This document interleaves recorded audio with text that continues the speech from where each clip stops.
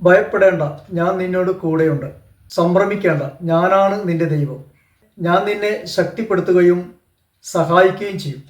എൻ്റെ വിജയകരമായ വലതുകരം കൊണ്ട് ഞാൻ നിന്നെ താങ്ങി നിർത്തുകയും ചെയ്യും.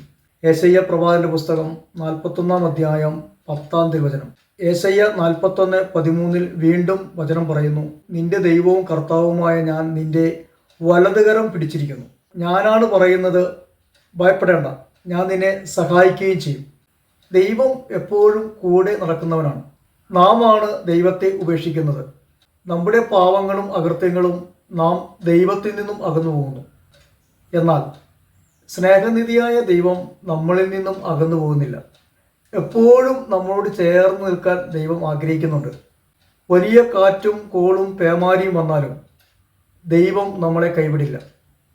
അവിടത്തോട് ചേർന്ന് നിന്നാൽ ദൈവം നമ്മളോടും ചേർന്ന് നിൽക്കും.